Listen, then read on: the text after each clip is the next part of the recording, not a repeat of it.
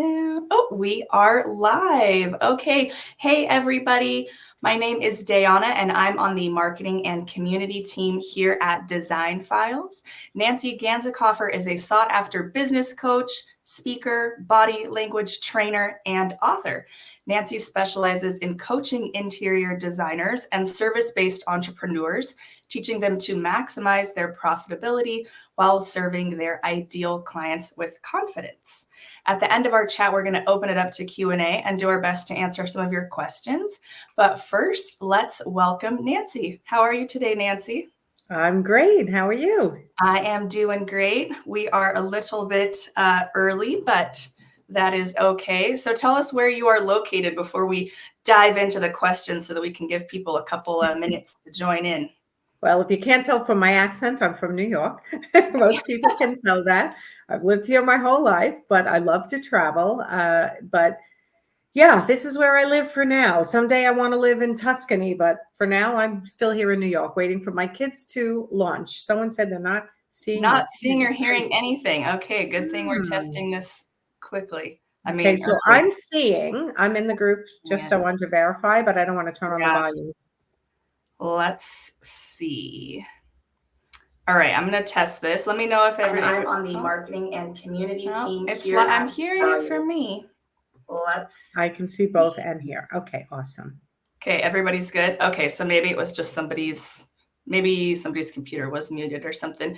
Okay, right. So it looks like for the most part, people are good. So we are going to dive right in.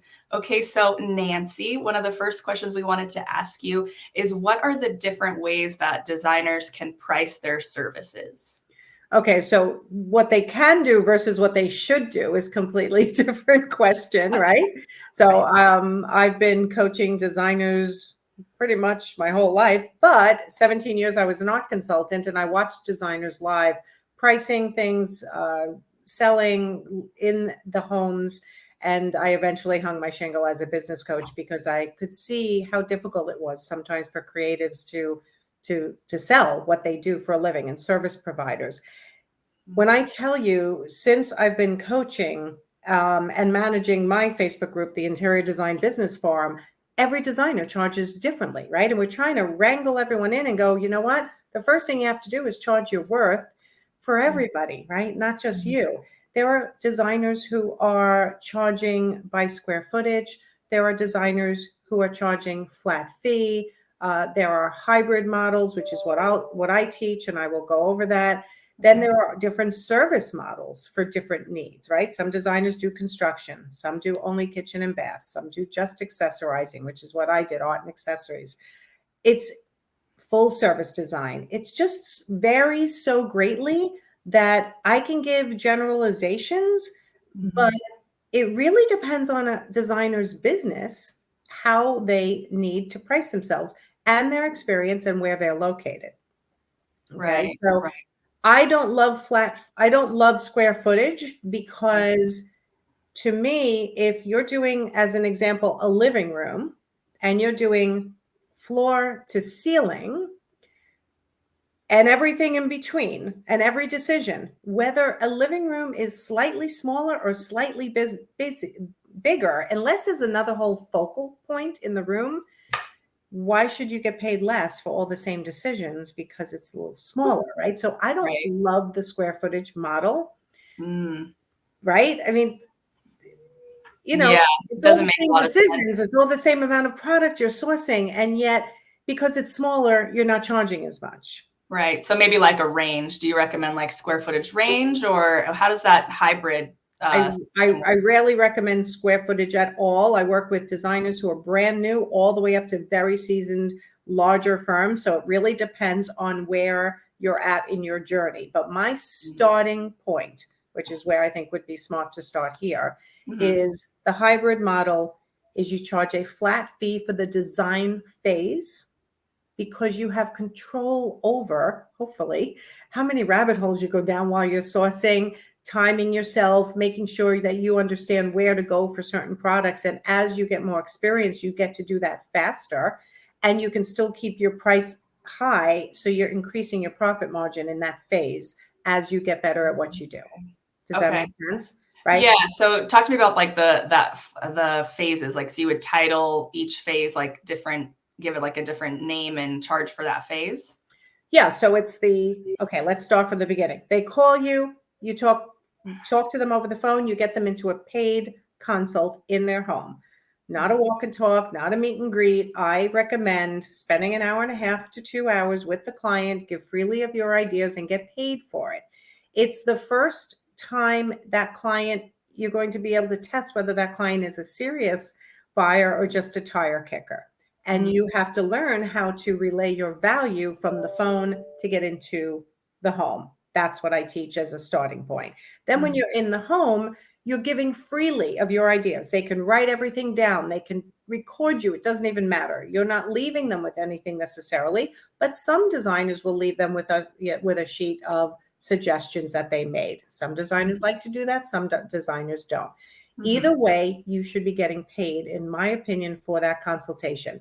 Whether they move forward with you, themselves, or someone else, what you've shared with them is valuable. And that's your Right. intellectual property, right? So why shouldn't you get paid for that?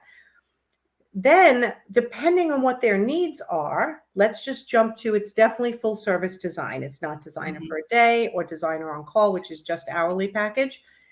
It is truly full service. They want you to handle 2 entire rooms. It's going to be your responsibility. What I suggest is you have a flat fee for the design phase, depending on which, if it's a plumbing room or a non-plumbing room.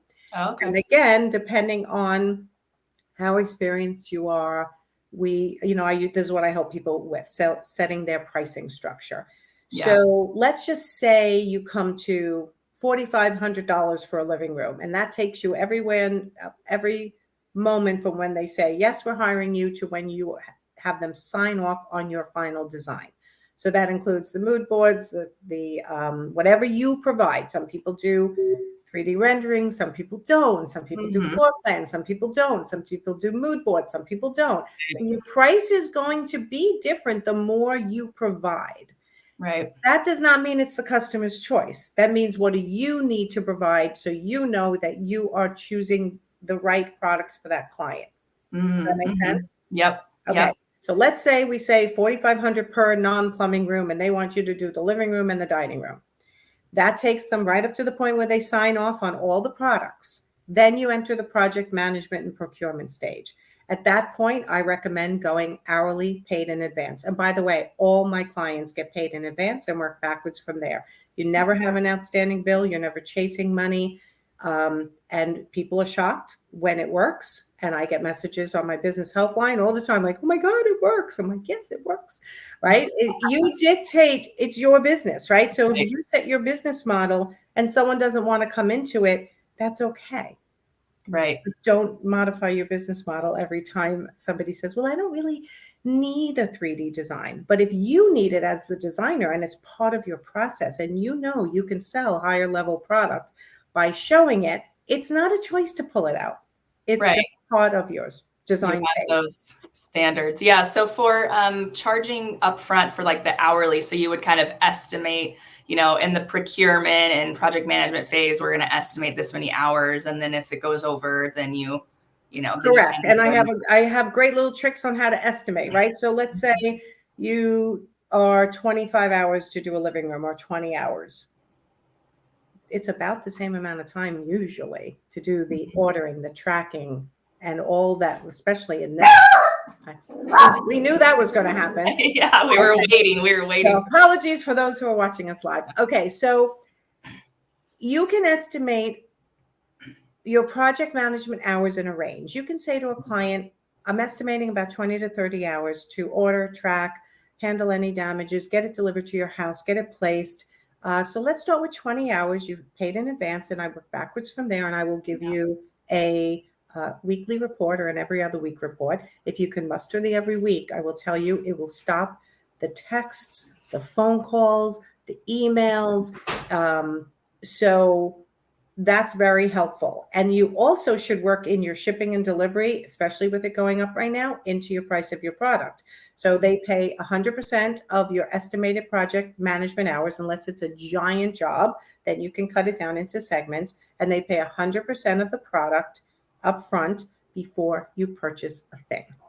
Yeah. Okay. That makes sense. And I love this phasing structure because it allows, if at any point, the relationship's not working out or the client seems difficult, it's like you're only phase by phase. So you're getting paid for all of your time. And then it allows either party, if they want to part ways, or if the client decides, oh, I want to manage this part myself, then you've gotten Exactly. paid for what you've done. Even though in the beginning they said, we don't want to do it ourselves. We want you to do everything. We all know that once they start spending money and then maybe something went wrong somewhere else in their life and suddenly they're tight, the first thing they want to cut out is you doing the next phase.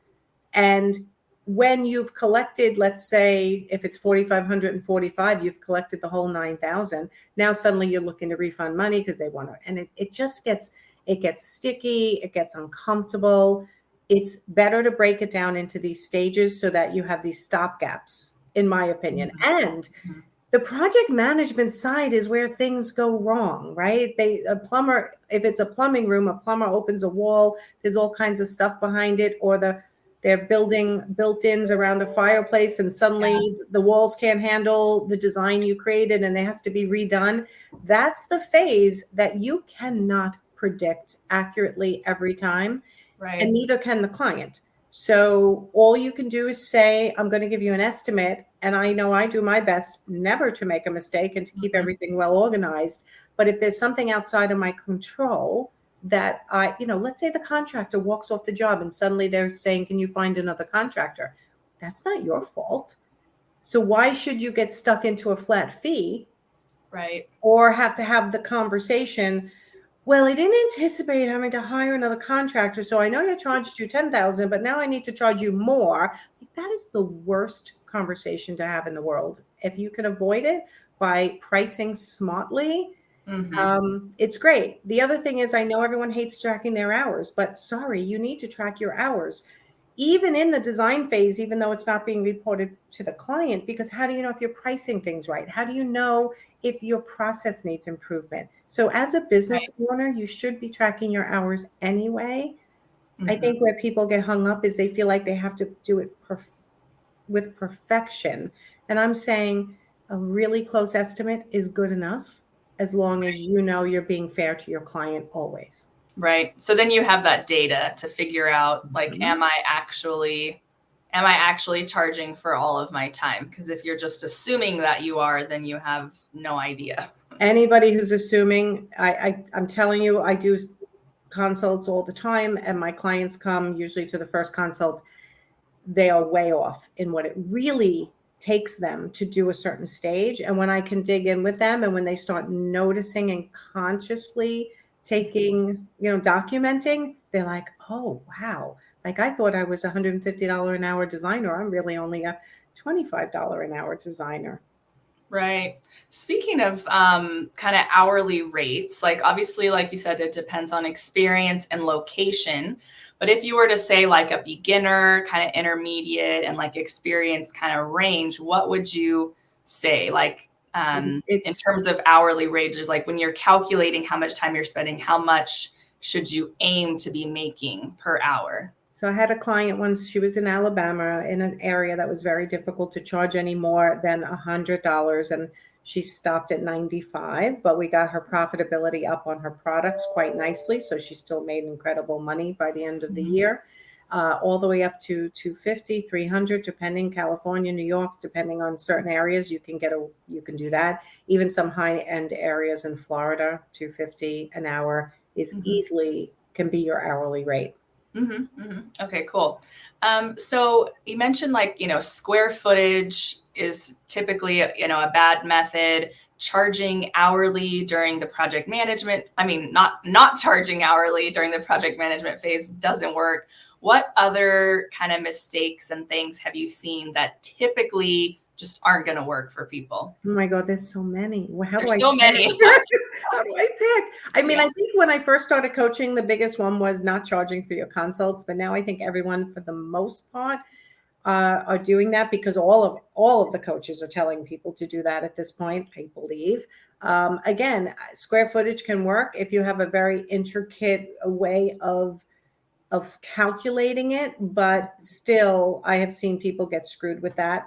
Once you know your numbers, you can end up saying, you know what, it's 50,000 to come out of the ground. It's 50,000 to do a whole house, and it's 50,000 to manage the project management, because you've calculated your numbers over the years enough that you know you're safe and making at least 40 to 60% profitability, right? So Mhm. mistakes, giving away too many hours, Mhm. feeling like everything that's happening in the market is your fault and you should be taking the hit, because it's really not fair to the client that the sofa didn't come. Well, it's not Right. your fault either. You didn't delay ordering it. So taking the blame in being too nice, I guess, Right. you That know, makes and I don't mean to be mean. I just mean you have to be a business person first and a designer second in order to run a profitable business. And the sentence I teach everyone is, when people say, gee, that's expensive. You know what? It is expensive,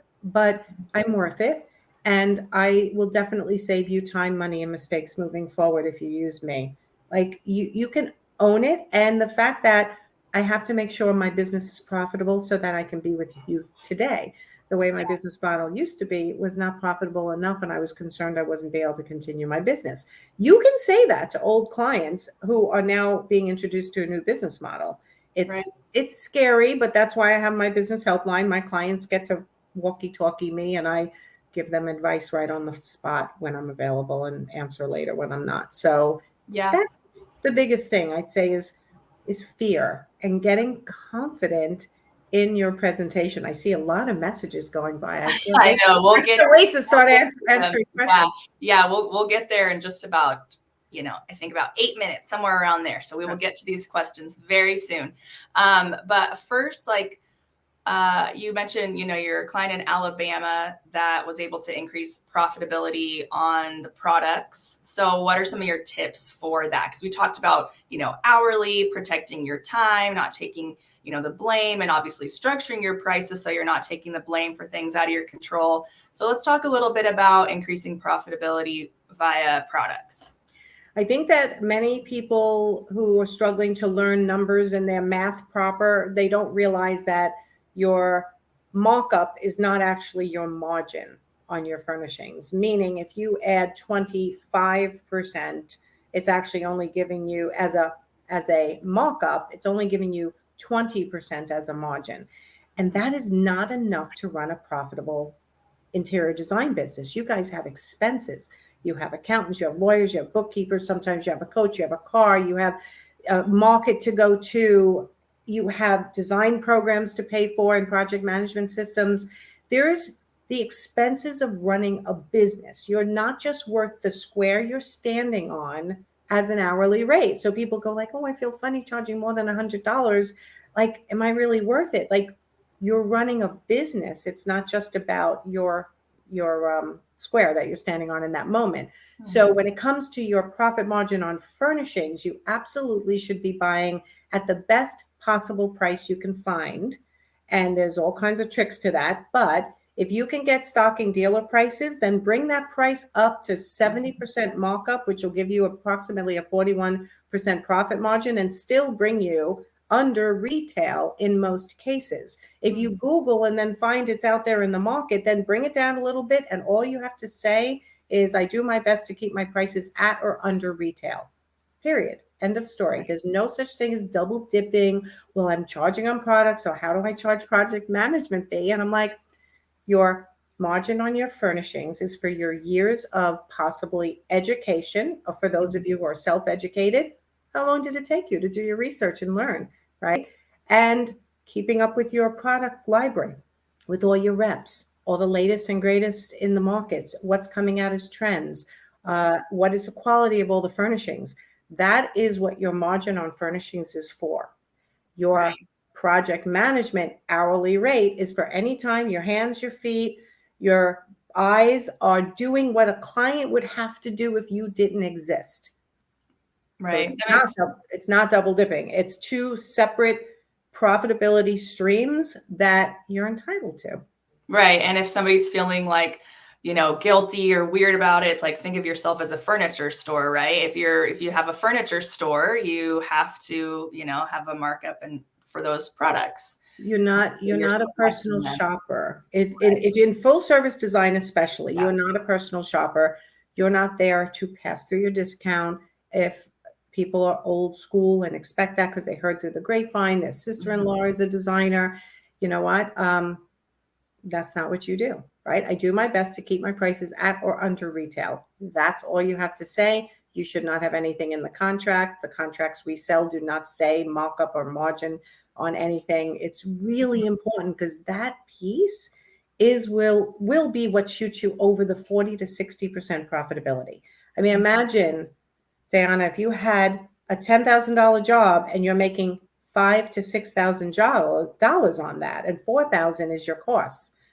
Right. That's the sweet spot, and you can get there. It's doable. I do it every day with my clients. Right. Makes sense. So back to the confidence piece, like what are some ways that you kind of help your clients improve their confidence? You know, interior design tends to skew female as a profession. Women business owners tend to charge less and will feel, bad about charging more. And so how do you help women or all interior designers improve their confidence and go ahead and charge more? Well, let me address the women first. Run your Mhm. business like a man. Right? Do you ever hear a man going, "Oh, gee, I don't think I'm charging enough"? It happens, but it's rare, and I do have male clients as well. But there's so many tricks that I use to help someone start realizing that they are worth it. I am also an NLP, neuro linguistic programming practitioner, or neuro linguistic practitioner. So I help with your value from your belief system from an early age, if we need to, and bring you forward to talk about what's your money story and how is your money story from childhood affecting how you're valuing yourself. I also do a lot of work with the people in your life, and Mm, maybe we shouldn't be talking to all of them in such detail about our businesses because they're derailing you from mhm. feeling that's a lot of money to charge. No one's going to pay you that kind of stuff. Right, And right. then I think the biggest part is, as a body language trainer, you can pick out right away if someone's body language might be affecting how a client is reading them. That's why I love to do my coaching via video. Mhm. And I give them the words to use in the difficult situations, right? So when a Okay. client asks you, well, why do you charge so much? It takes practice to feel confident in that. One of my clients today, one of my profit insiders for interior designers, that's my group program. Mhm. I have a one-on-one with them each because I want to dig into that confidence piece.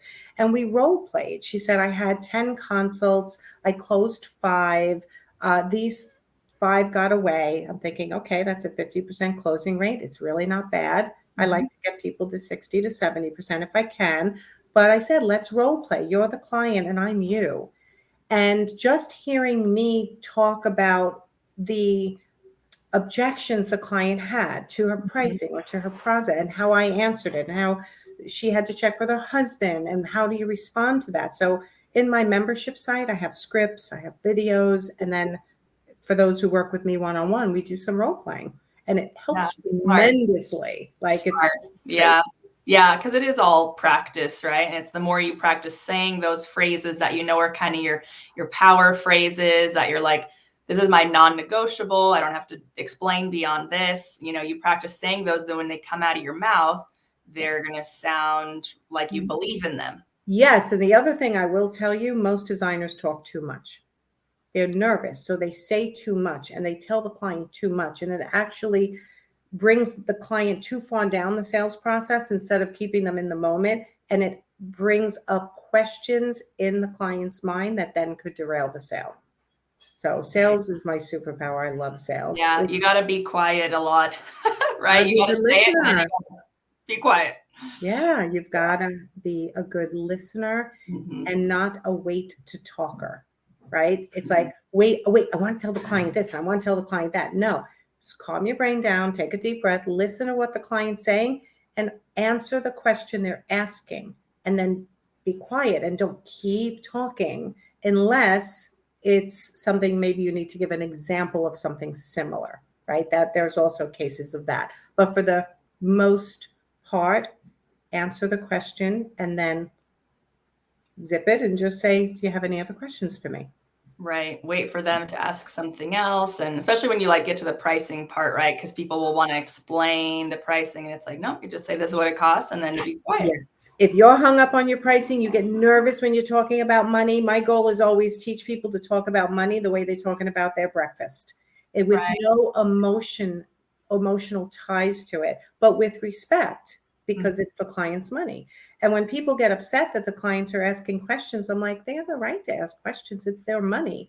And it's only your job to answer them without getting upset. Like, don't people tell themselves stories about, well, they must have been thinking this, or they must be thinking that. Mm-hmm. And most of the time, seriously, most of the time, it's the story we're telling ourselves because of past baggage or Yeah. situations that happened. And Right. we need to reprogram that to let it be. Right. Sometimes you have to like forgive yourself from past So money many mistakes. steps. Yeah. Yeah. All that Yeah. good stuff.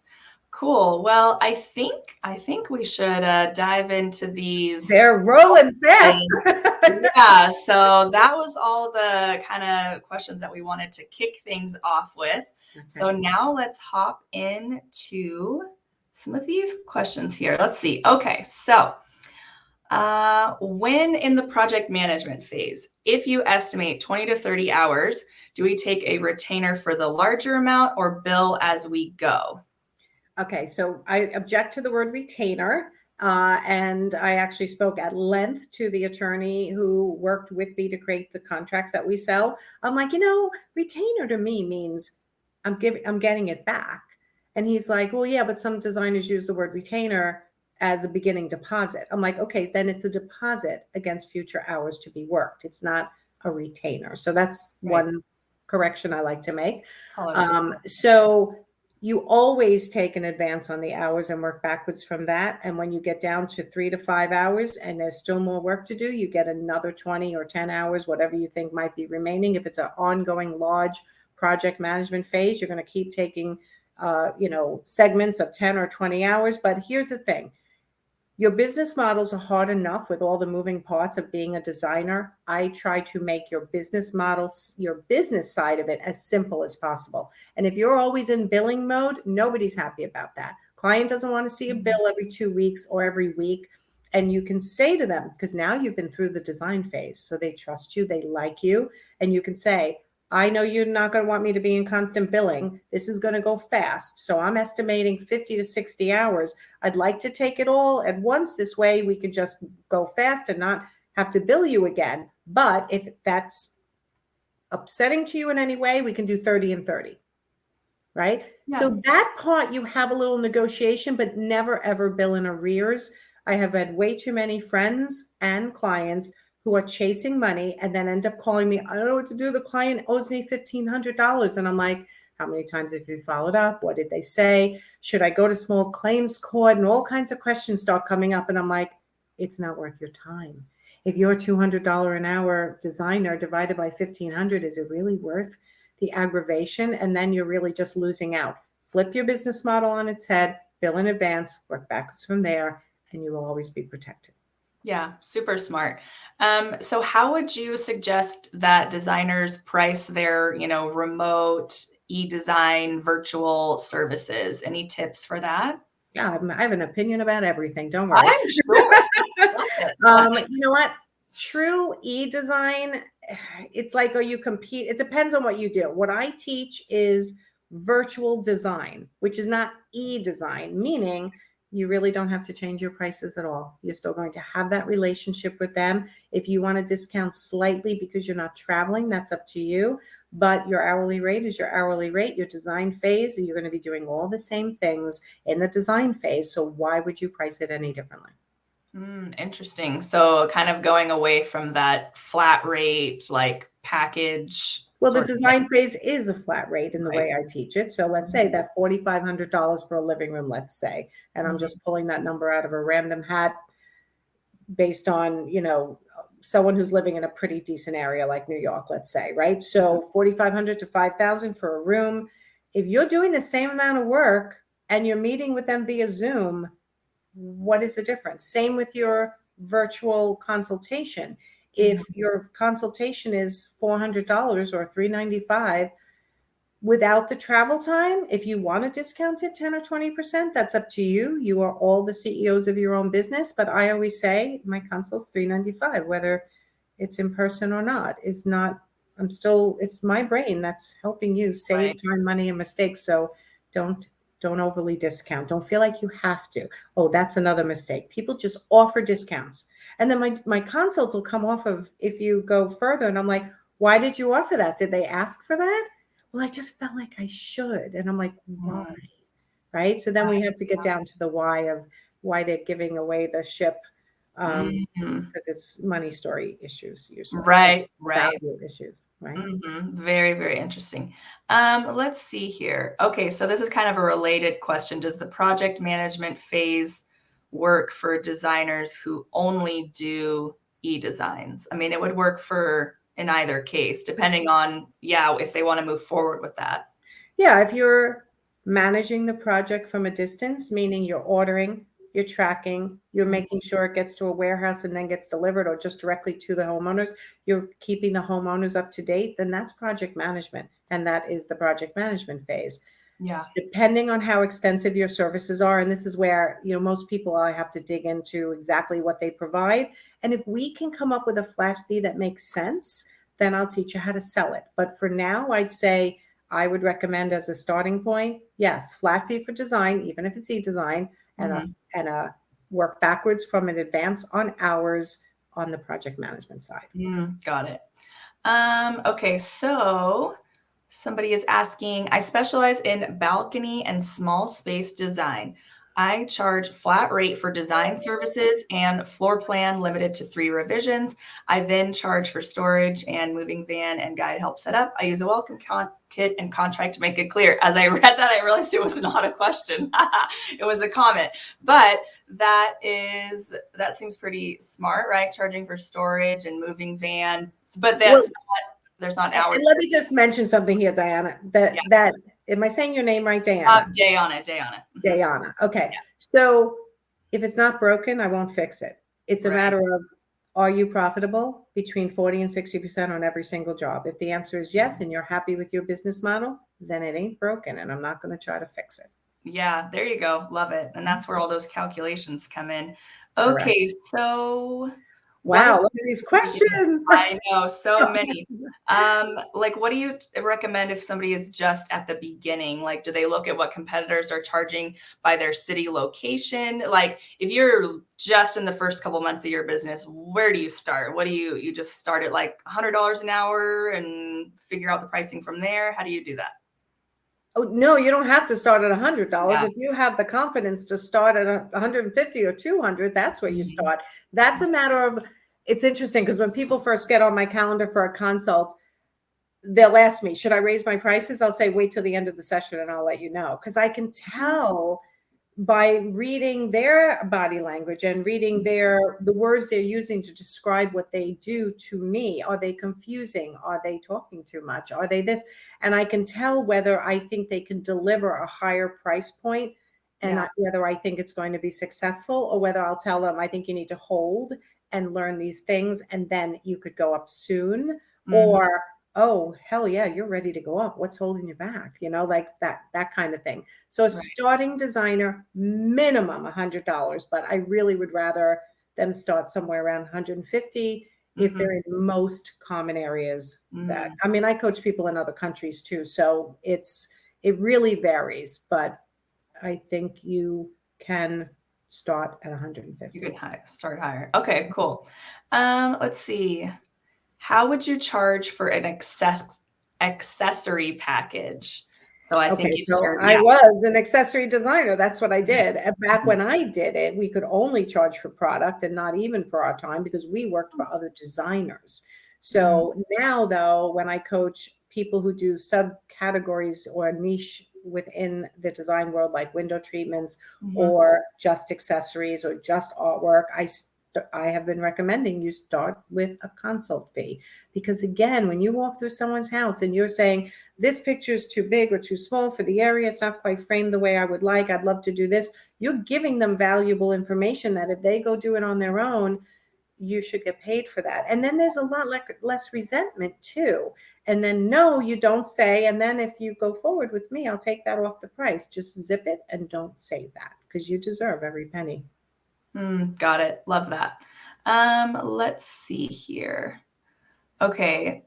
Would like to hear more about the definition of what the project management fee is versus the design fee. So we did talk about this, but maybe they're asking the definition for what they're going to say to the client or how they're going to No, define that for themselves. I think it's the stages. So the design phase starts when the client says, yes, I want to hire you, and ends when they've signed off on the board that shows them every product, they've approved the pricing, and they're ready for you to start ordering. That's the end of the design phase. And then the project management phase starts. The project management phase is for everything that the client would have to do if you didn't exist. It's billable. So obviously billing the client is not billable to the client, but the ordering, the tracking, the arranging, the talking to the industry partners, meeting them at the house, the walkthrough, everything that if you didn't exist, the client would have to do, that is billable. And that's the project management phase. And that ends when the project is done.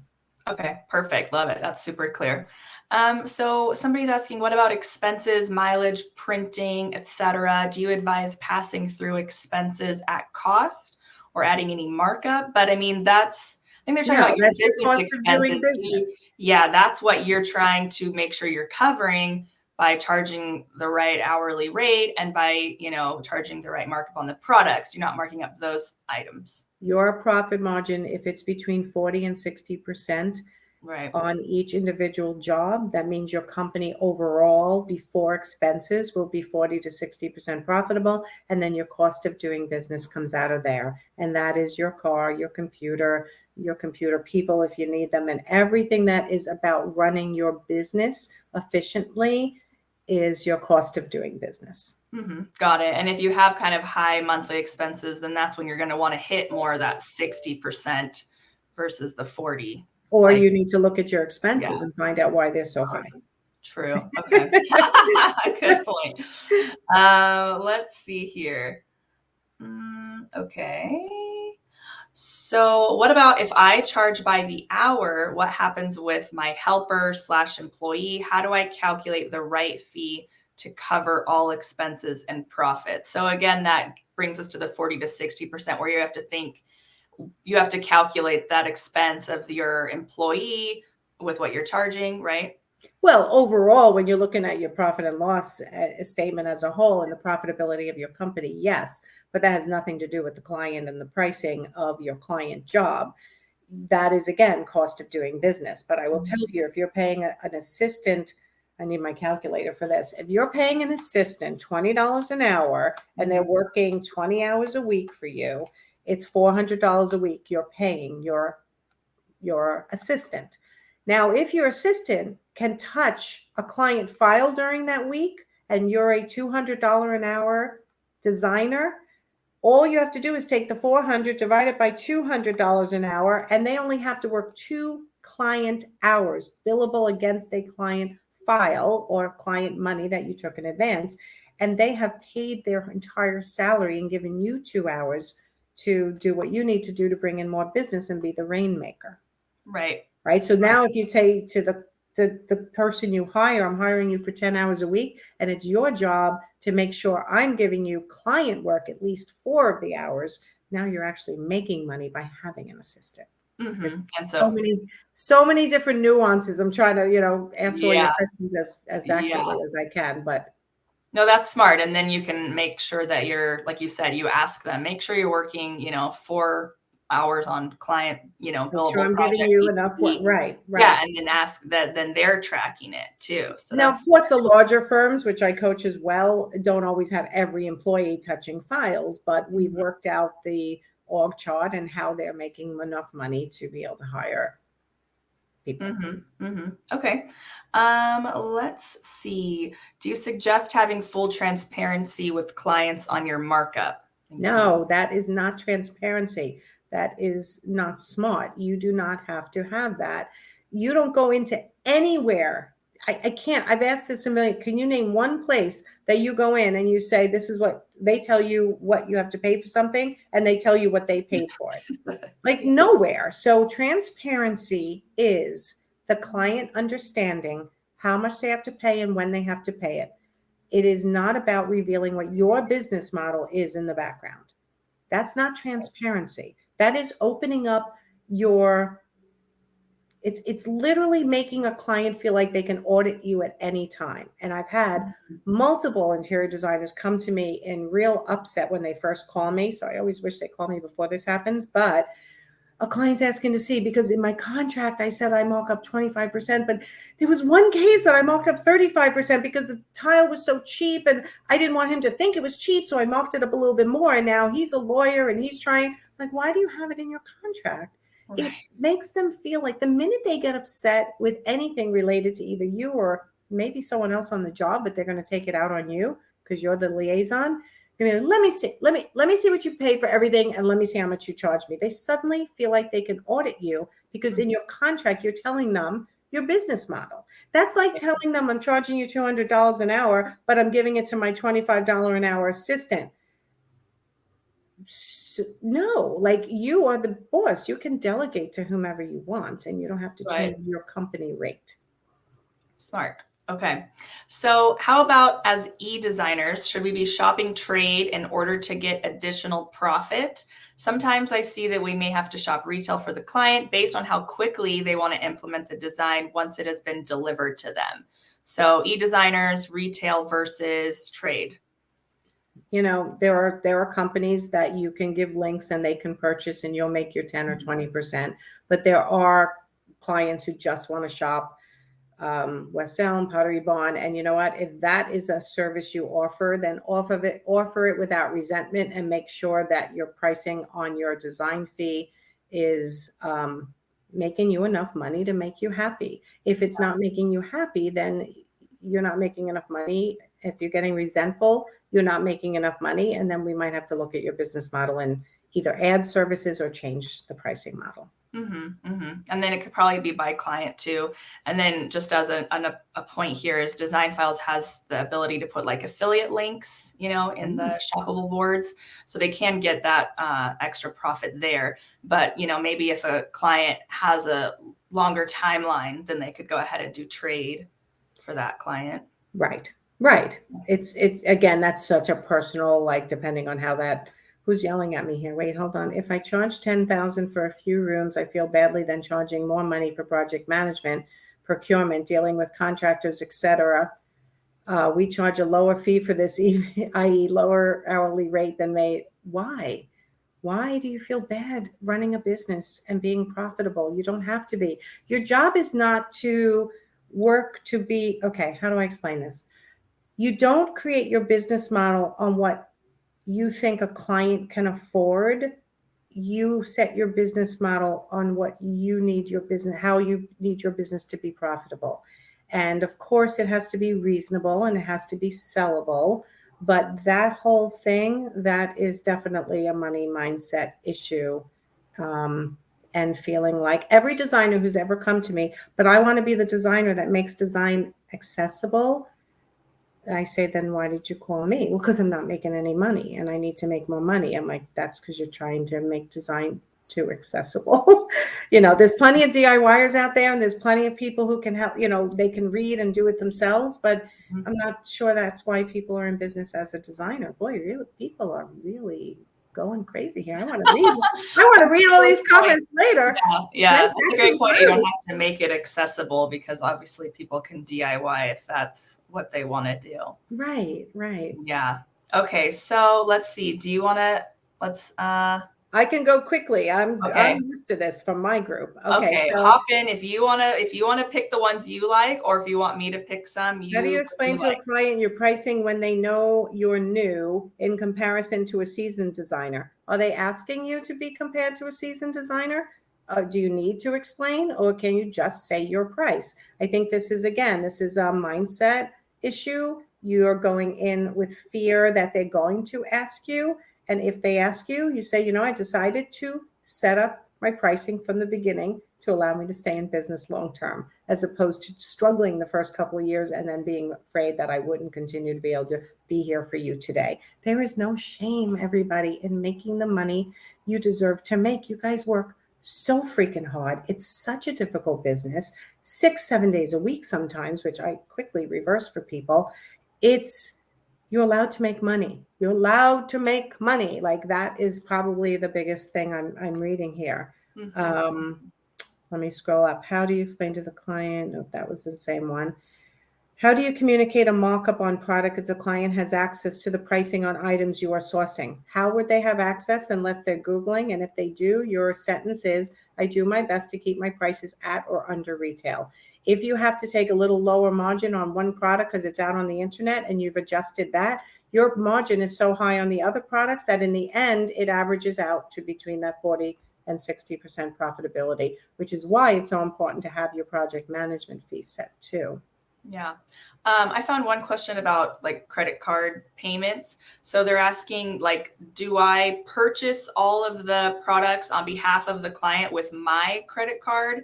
Do I get prepaid for the product and then purchase with my credit card, or how do you manage product purchases? Okay. So we talked about it a little bit in the beginning. So if you guys need to go back and listen later, do so. But 100% of the product in your pocket before you order. If you want to use your credit card to get points, that's an added benefit of being a business owner. But you should not be taking 50% and then the other 50%. They do not need to know that you pay 50-50. If they happen to have a backdoor into the designer business model and they're like, I know you only get 50%. My business model is take 100% of product prior to ordering. And I have 3 in 6 years of clients who got left holding the bag. Their profit was in the second half. The furniture was being delivered and it had nowhere to go. 3 different occasions. So sickness, death, and jail. So you're not a bank. You should not be taking that risk and ordering without the money. Got it. Okay, what's your opinion about offering a volume discount, giving a discount in case someone signs up for redesigning more rooms, entire house versus one room? You are a luxury service. You don't have to discount if you choose to as a business owner.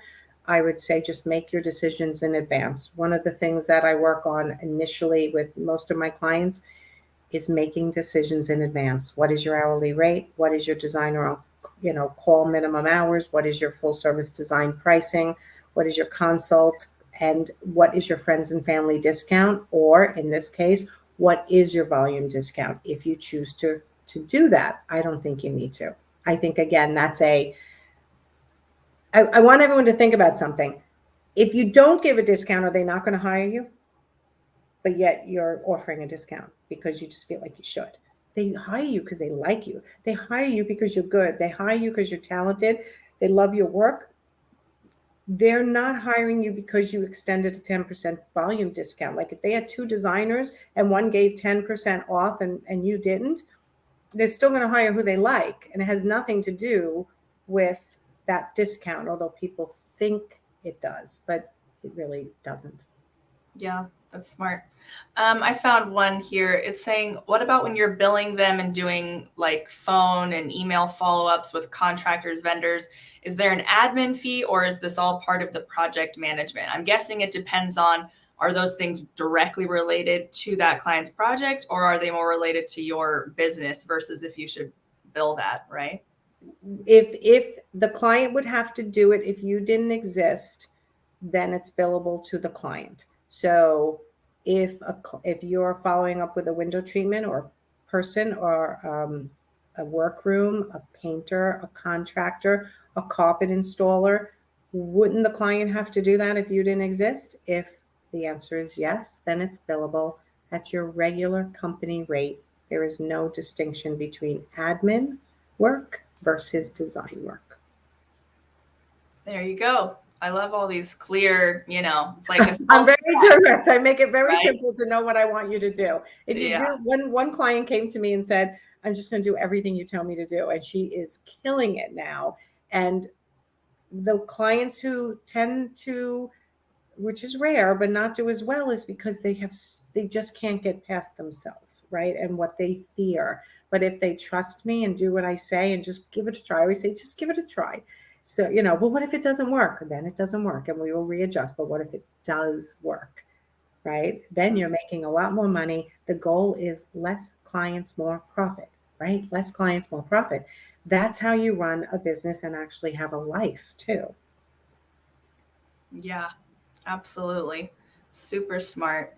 Now this is an interesting question because this kind of brings us back to the confidence piece, because somebody's asking, can you speak to hourly rates for a self-taught designer versus an interior designer? I am self-taught and in the Midwest, Indiana. Do you still think $100 an hour is the minimum I should be charging? So I think she's asking, because she's self-taught, does that affect what she should charge? And maybe, I guess by state, doesn't it depend on the licensing and all that? Maybe that's Not what you charge. It depends on whether right. you can call yourself an interior designer. So my question is always, are you good at what you do? And if they say, yes, I'm really good. And I have, my clients love me and I've had great success and I get accolades. So why wouldn't you charge 100? Because you're worried about the designer who has an education judging you. We don't care. We don't worry about competition. We worry about ourselves. We gain information from the people around us who are doing similar businesses, but we don't worry about it. There is no glory in being the cheapest in the market. There is no glory in being in the middle of the pack. The glory is eventually being the person who is running their business really well, giving exemplary service to their client, and they have their pipeline full regardless of their prices, because they have a reputation of being organized and good and effective and all those good words that go along with that. Mm-hmm. Love that. Let's see here. What do we want to go into next? There's so much here. Yeah. I love it. How many people are watching? I can't see a number. Client 10-20%. Do you see a number? No, it's got to be a lot. I know. Usually I use a Hundreds, different system and I probably. can see. Um, Scrolling I'm back. trying to see. I'm trying to figure out if this is something we covered already. Yeah, I think so. I charge a flat rate for my design services. Would it be a no-no to upcharge that same design client 10 to 20% on the furniture I purchase for them without letting them know? So basically, it's another question. Several people have asked that, like you said, the double dipping, where they're not feeling confident. Like, can I charge for my time and the Wait, but she product? just said, I'm assuming a she, but I didn't see the comment myself. 10 or 20%, it better be more than that, or you're not going to be able to be profitable. You have to be charging. People can't even believe this unless I show it, but I'm not going to start a screen share right now. But 70% markup gives you a 40% margin and still keeps you at under retail in most cases. Then you Google it. If it shows up and it's a little less than what you're offering, then you can come down by 102 and still put your head on the pillow at night saying, because you're attesting to with the client, I do my best to keep it at or under retail. 10 or 20% is not enough. If you're buying retail, then I can understand the 10 or 20%. Like a Pottery Barn will give you 10 or 15%, and you're going to charge retail. So you get that little piece. That is fine, but that should be the exception from where you buy from. I don't want you buying from those places as your primary business, right? It's like those accessories maybe that you need to pick up last minute, but unless you're doing like a designer for a day product, which I teach, which is spending 6 hours with the client and their credit card and your expertise, then they're buying directly from Pottery Barn or wherever you're taking them. But then you don't extend your 10% discount to them. It's retail. Yeah, this is like a related comment where it's saying, I've been noticing that my price plus markup, even if it's only 30%, is coming in more than what retailers are charging. What's your way to, like, how do you, basically make it more profitable? Which it seems like the answer is to shop at different places. Make sure like you said, kind of the accessories versus furniture, and change where you're recommending, right? I would say you need to spend 6 months to a year of looking for resources that you can buy either at a 40, 50% discount or even more with stocking dealer prices. Go to market maybe if you haven't been. Again, in my group, the Interior Design Business Forum, questions every day, 20 times a day on, can someone tell me where to get this at cheaper prices? They're always asking each other, and people are so generous. I'm sure you have the same thing going on in your group. Ask people who are in the business and get better sourcing. Right. There's so many related questions that it's like, what if they know the retail price of the product, where it's like, you've got to be able to, like you said, come at or below retail. And if you're routinely not doing that, then you've got to be looking for other sources. Well, yeah. And let me say, you don't even have to attest to, I come in, I recommend you being able to look them in the eye if you're asked and say, I do my best to keep it at or under retail. But if you can't, you can't. And honestly, that's not part of your job to give them a discount, right? But we try to, so there feels like a little bit of an additional benefit to hiring a designer above and beyond their design ability, right? So I understand the reason they want to, but they don't have to go overboard, and that's not why you're hired. Right, right. So I think we have time for 2 more questions, and then we're going to talk about the job profitability analyzer freebie that Nancy has. So we're getting a few questions that are all related to clarifying this 40 to 60% profitability, and how do we calculate that? And is it, your margin on top of your business expenses? Does that include my salary? So there's some confusion on how we're calculating that. Okay, so I have a sheet coming out in my business building boutique. I believe we are making it, it's in my membership site. I'm not sure if we're making it free yet, but it's a lesson I have to give. Like, how do you calculate that? I wonder if I can pull it up. Yeah, no, I'm not gonna be able to pull it up. Basically, say the question again. So I want to make sure I answer this So I kind of blended a few questions together, but it's wanting clarification on the 40 to 60% profitability calculation. Okay. So Okay. is that a margin on top of your business expenses? Does that include my salary? Okay, so 40 to 60% profitability on each individual job. So if the client overall pays you $100,000 for furniture, for your design fee, for your project management fee, and for your consult, if they in your bank account came $100,000, if after you've paid out for furniture, whatever you paid for it, after you've paid industry partners who you hired directly to work on this client, if you did the billing for those and the client did not pay them directly, the net should be, if you're looking for a 50% profit margin, $50,000 is yours to keep as you bring it into your business, and that's your profitability on that one job. Then out of the 50,000, you run your business. That's what you use to pay your own salary, your employee salary, for